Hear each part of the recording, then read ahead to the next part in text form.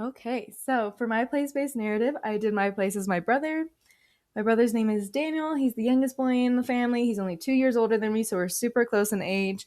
And we were the only ones who went through the divorce together. We have two older siblings, but they were out of the house when the divorce happened.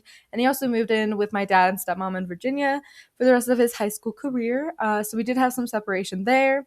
Here's a few photos of before and after the divorce. We're like best friends in these photos. We're super nice to one another. But during the divorce, different story. We did not really get along. And because of that, I wanted to know what were the effects on children. Different researchers and psychologists presented here show that typically boys react more negatively than girls do.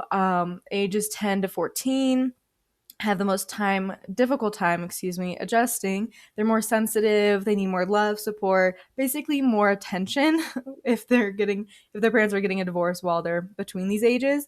And that academically, kids do typically earn lower grades and may even face a higher dropout rate.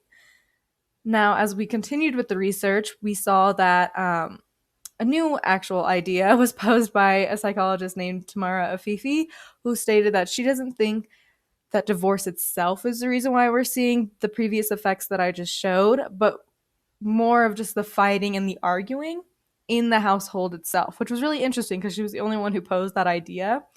Whereas with Caroline Abbey and Hal Berlin, hopefully I'm pronouncing his last name correct, they looked more into the sibling relationship.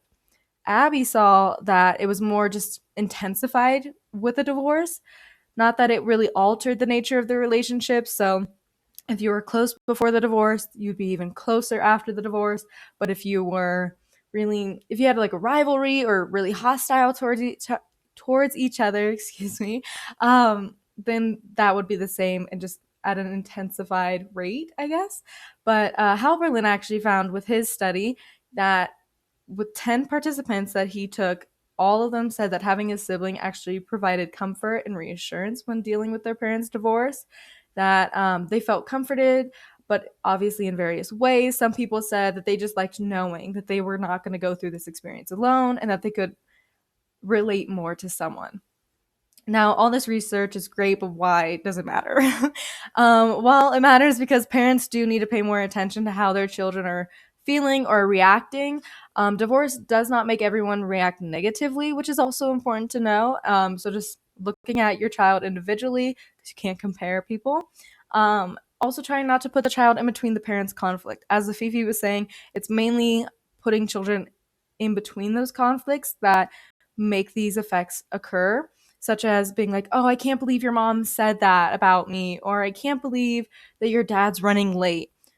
We want to try to avoid this so that we can avoid children wanting to pick a side.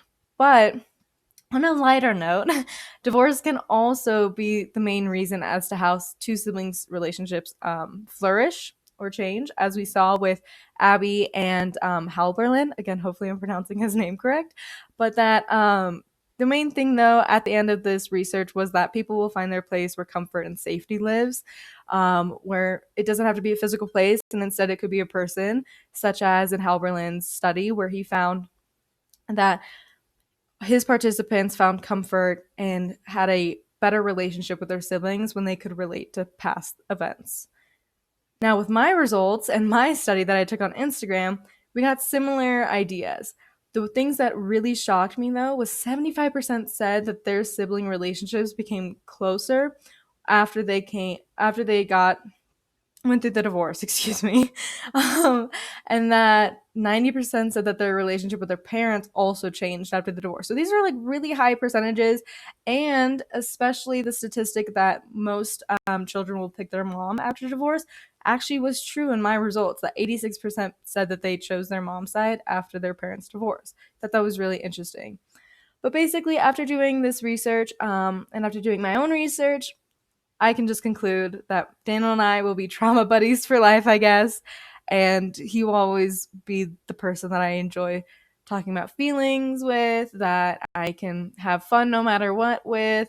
He'll get me out of my comfort zone, and he truly is my safe place, even though he is a person. And then here are my sources.